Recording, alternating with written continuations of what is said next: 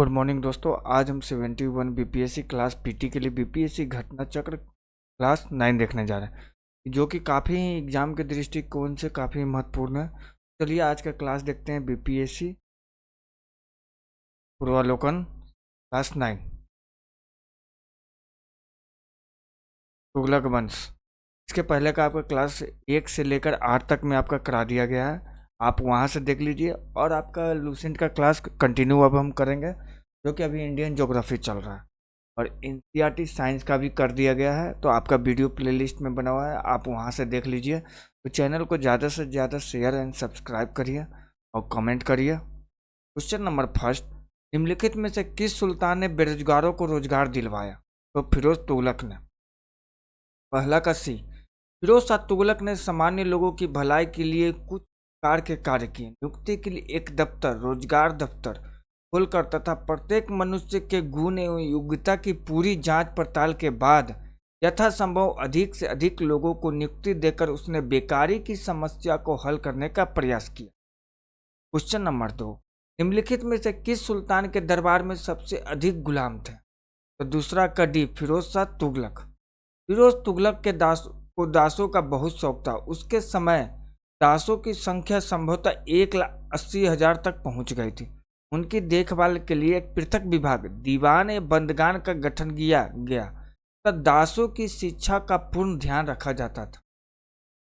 Question number 3, Firoz Shah Tughlaq द्वारा स्थापित दार उल सफा क्या था? एक खैराती अस्पताल। तीसरा का बी, राज्य के खर्च पर हज की व्यवस्था करने वाला पहला भारतीय शासक फिरोज शाह तुगलक था। दार उल सफा नामक एक खैराती अस्पताल की स्थापना की थी और उसमें कुशल हकीम रहते थे। क्वेश्चन नंबर 4, निम्नलिखित में से किस सुल्तान ने फलों की गुणवत्ता सुधारने के लिए उपाय किए? चौथा का बी, फिरोज शाह तुगलक ने। फिरोज शाह तुगलक ने बागवानी में अपनी अभिरुचि के कारण दिल्ली के निकट लगभग 1200 नए बाग लगवाए तथा उसने बागों में फलों की गुणवत्ता सुधारने के भी उपाय किए थे। क्वेश्चन नंबर 5, कश्मीर घाटी के अंतिम मुस्लिम शासक यूसुफ शाह चक, जिन्हें मुगल सम्राट अकबर द्वारा बिहार में निर्वासित किया गया था, दफन है? पांचवा का की डी, नालंदा में। कश्मीर घाटी के अंतिम मुगल शासक यूसुफ शाह चक को मुगल सम्राट अकबर द्वारा निर्वासित किया गया था। निर्वासन के दौरान यूसुफ शाह चक की मृत्यु 1592 ईस्वी में पूरी उड़ीसा में हुई, जिन्हें बाद में नालंदा बिहार में दफना गया था। क्वेश्चन नंबर 4, दिल्ली के किस सुल्तान ने सबसे ज्यादा नहरों का निर्माण किया था? तो आपको फिरोज शाह तुगलक ने। छठा का ए, फिरोज शाह तुगलक का शासनकाल भारत में नहरों के सबसे बड़े जाल का निर्माण करने के कारण प्रसिद्ध रहा। सिंचाई की सुविधा के लिए उसने 5 बड़ी नहरों का निर्माण किया।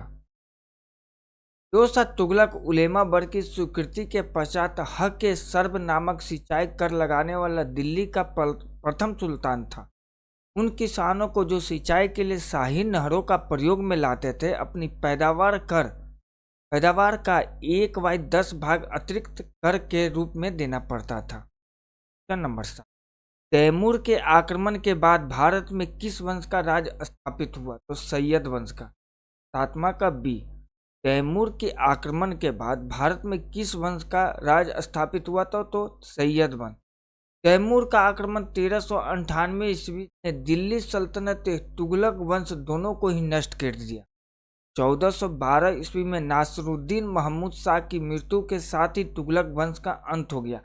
1413 ईस्वी में सरदारों ने दौलत खान को दिल्ली का सुल्तान चुना, परंतु उसे खिज्र खान ने पराजित कर दिया। वो तैमूर द्वारा नियुक्त लाहौर का सूबेदार था। तैमूर के आक्रमण के बाद 1414 ईस्वी में उसने दिल्ली पर अधिकार कर एक नए वंश सैयद वंश की नींव डाली। अब यहाँ से लोधी वंश। क्वेश्चन नंबर 1, निम्नलिखित में से किस सुल्तान ने एक नगर बसाया जहां अब आगरा है? तब सिकंदर लोधी ने। पहला का डी, 17 जुलाई 1489 ईस्वी को निजाम खान सुल्तान सिकंदर शाह के नाम से सिंहासन पर बैठा। वह लोधी वंश का महानतम शासक था। 1504 ईस्वी में सिकंदर लोधी ने राजस्थान के शासकों पर नियंत्रण के उद्देश्य से यमुना नदी के किनारे आगरा नामक नवीन नगर बसाया, इसे अपनी राजधानी बनाया। उसने कृषि और व्यापार की उन्नति के लिए प्रयत्न किए। नाप का पैमाना गज सिकंदरी उसी के समय में आरंभ किया गया। उसने निर्धनों के लिए मुफ्त भोजन की व्यवस्था की। उसके समय में योग्य व्यक्तियों की एक सूची बनाकर प्रत्येक 6 माह पश्चात उसके सामने प्रस्तुत की जाती थी। वह शिक्षित और विद्वान था। उसने स्वयं के आदेश से एक आयुर्वेदिक ग्रंथ का फारसी में अनुवाद किया गया, जिसका नाम फरहंगे सिकंदरी रखा गया। उसके समय में गायन विद्या का एक श्रेष्ठ ग्रंथ लज्जत ए सिकंदर शाही की रचना हुई। सिकंदर लोदी शहनाई सुनने का बहुत शौकीन था। वह गुलरुखी उपनाम से कविताएं लिखता था। विजयनगर साम्राज्य में यहाँ लोधी वंश का जो भी क्वेश्चन पूछा गया था यहाँ पे बता दिया गया। अब यहाँ से विजयनगर साम्राज्य देखते। क्वेश्चन नंबर फर्स्ट, विजयनगर साम्राज्य के संस्थापक कौन थे? तो पहला का सी हरिहर और बुक्का। विजयनगर साम्राज्य की स्थापना मोहम्मद बिन तुगलक के शासनकाल में 1336 ईस्वी में हरिहर एवं बुक्का नामक 2 भाइयों द्वारा किया गया था। इस राज्य की राजधानी हम्पी थी, जो कि तुंगभद्रा नदी के किनारे स्थित है। क्वेश्चन नंबर 2, विजयनगर के उस पहले शासन की पहचान करें जिसने बहमनियों से गोवा को छीना। हरिहर द्वितीय ने। क्वेश्चन नंबर 2 का बी, 1377 ईस्वी में बुक्का की मृत्यु के बाद उसका पुत्र हरिहर द्वितीय 1377 से 1407 ईस्वी सिंहासन पर बैठा। उसने महाराजा धीराज की उपाधि ग्रहण की। उसने कनारा, मैसूर, तिरुचिरापल्ली, कांची आदि प्रदेशों को जीता और श्रीलंका के राजा से राजस्व वसूल किया। बहमनी राज्य से भी उसका संघर्ष हुआ। 1377 ईस्वी सुल्तान मुजाहिद ने उसके राज्य पर आक्रमण किया, किंतु सफल नहीं हुआ। हरिहर द्वितीय की सबसे बड़ी सफलता पश्चिम में बहमनी राज्य से बेलगांव व गोवा छीनना। वो शिव विरूपाक्ष का उपासक था। क्वेश्चन नंबर 3, विजयनगर के राजा कृष्ण देव राय ने गोलकुंडा का युद्ध किस राजा के साथ लड़ा था? तो कुली कुतुब शाह के साथ। का ए, विजयनगर के राजा कृष्ण देव राय ने गोलकुंडा का युद्ध गोलकुंडा के सुल्तान कुली कुतुब शाह के साथ लड़ा था। गोलकुंडा में कुतुब शाही वंश की स्थापना कुली कुतुब शाह ने की थी। जब कृष्ण देव राय उड़ीसा के साथ युद्ध में व्यस्त था, तब कुतुब शाह ने विजयनगर की सीमा पर स्थित पांगल और गुंटूर के दुर्ग पर आक्रमण किया तथा वारंगल, कोडबिंडु आदि के किले जीत लिए। इसके पश्चात उसने विजयनगर पर आक्रमण करने का प्रयास किया। कृष्ण देव राय और कुतुब शाह के बीच संघर्ष हुआ तथा कुतुब शाही सेना पराजित हुई। क्वेश्चन नंबर 4, विजयनगर साम्राज्य के वित्तीय व्यवस्था की मुख्य विशेषता क्या थी? तो भू राजस्व। चौथा का बी,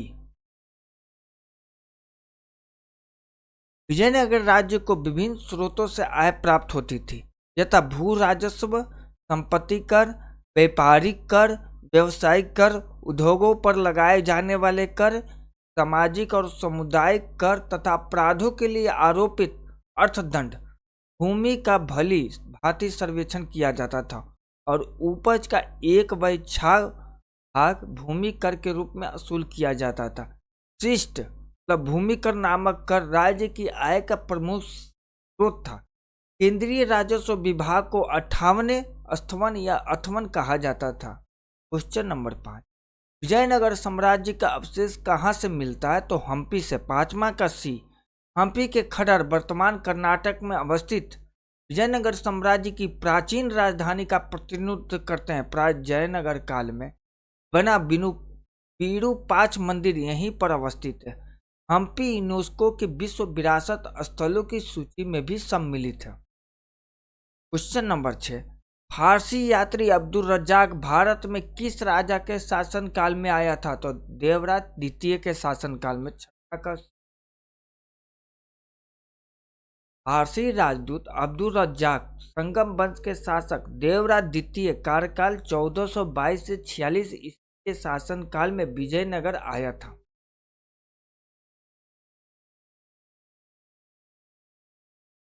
क्वेश्चन नंबर 7, इनमें से किस प्रसिद्ध शासक ने अपनी माता के नाम पर विजयनगर के पास नागालपुरम की एक उपनगरीय बस्ती की स्थापना की थी?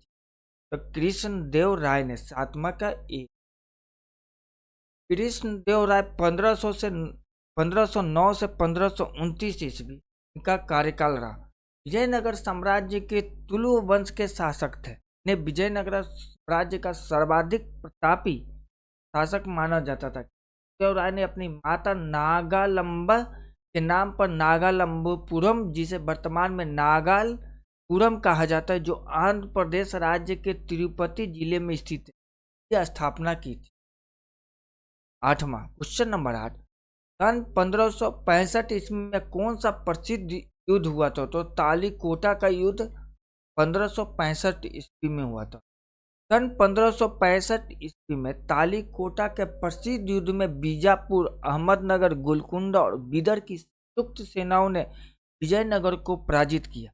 इस संयुक्त सेना में केवल बरार शामिल नहीं था। फरिश्ता के अनुसार यह युद्ध तालीकोटा में लड़ा गया, किंतु युद्ध का वास्तविक क्षेत्र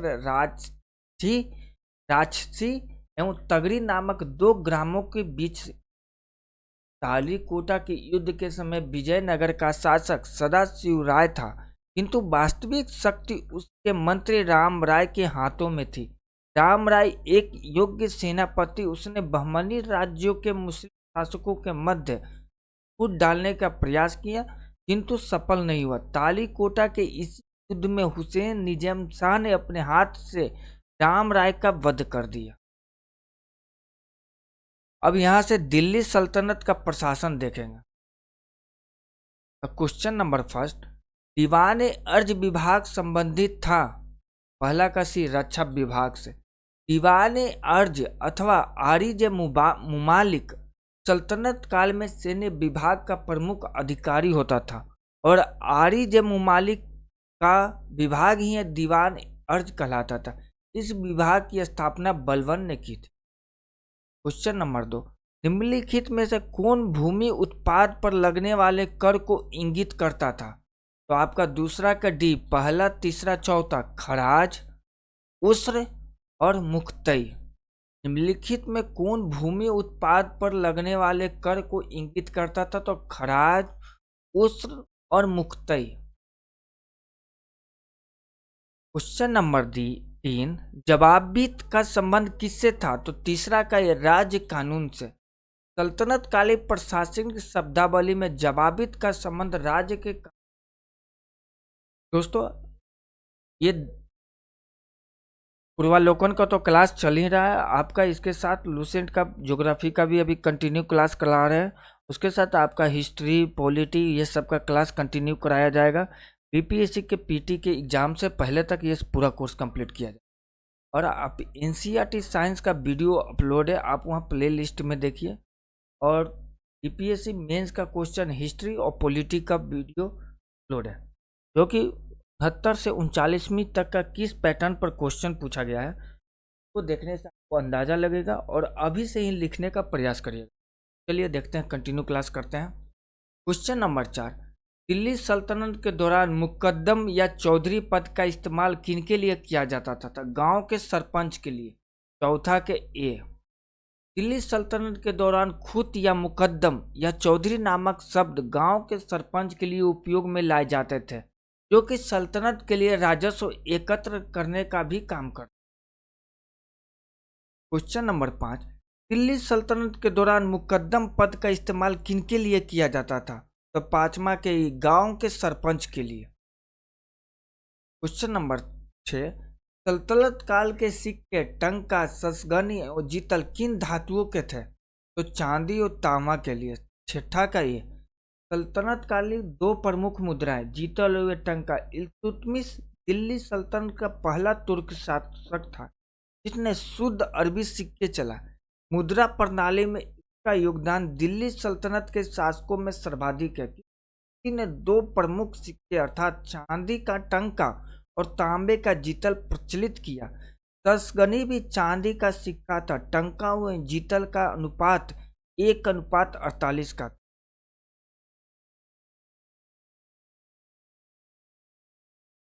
अब क्वेश्चन देखते हैं दिल्ली सल्तनत कला एवं स्थापत्य का। क्वेश्चन नंबर फर्स्ट, 2.5 दिन का झोपड़ा क्या है? तो मस्जिद, पहला का ए। अपनी उदारता के कारण कुतुबुद्दीन ऐबक इतना अधिक दान करता था कि उसे लाखों को दान देने वाला के नाम से पुकारा गया। फरिश्ता ने लिखा है कि यदि व्यक्ति किसी की दानशीलता की प्रशंसा करते थे तो उसने अपने युग का ऐबक पुकारते थे। इसकी एक उपाधि कुरान खान भी था। ऐबक को साहित्य से अनुराग था और स्थापत्य कला में भी रुचि थी। तत्कालीन विद्वान हसन निजामी और फक्र मुदब्बिर को उसका संरक्षण प्राप्त था। उन्होंने ऐबक को अपने ग्रंथ समर्पित किए थे। हसन निजामी ने ताज उल मासिर की रचना की। ऐबक ने दिल्ली में कुव्वत उल इस्लाम और अजमेर में 2.5 दिन का झोपड़ा नामक मस्जिद का निर्माण करवाया। उसने दिल्ली में स्थित कुतुब मीनार का निर्माण कार्य प्रारंभ किया, जिसे इल्तुतमिश ने पूरा करवाया। क्वेश्चन नंबर 2, कुतुब मीनार किसके द्वारा पूरा किया गया था? तो इल्तुतमिश द्वारा। दूसरा का ए। क्वेश्चन नंबर 3, अलाई दरवाजा का निर्माण किस सुल्तान ने करवाया? अलाउद्दीन खिलजी ने। अलाई दरवाजा का निर्माण सुल्तान अलाउद्दीन खिलजी ने कुतुबुद्दीन मीनार के निकट करवाई। इसका निर्माण लाल पत्थरों तथा संगमरमर के द्वारा हुआ। यह 1311 ईस्वी में बनकर तैयार हुआ। इल्तुतमिश के मकबरे की तरह इसमें एक चौकोर बड़ा कमरा है, जिसकी छत पर एक गुंबद और उसकी चारों दीवारों में एक मेहराबदार प्रवेश द्वार है। क्वेश्चन नंबर 4, भारत में कागज का प्रयोग कब से प्रारंभ हुआ? तो 12वीं शताब्दी से। दिल्ली सल्तनत में साहित्य का कल क्लास देखेंगे दोस्तों इसके साथ। तो थैंक यू। चैनल को ज़्यादा से ज़्यादा शेयर एंड सब्सक्राइब करिए।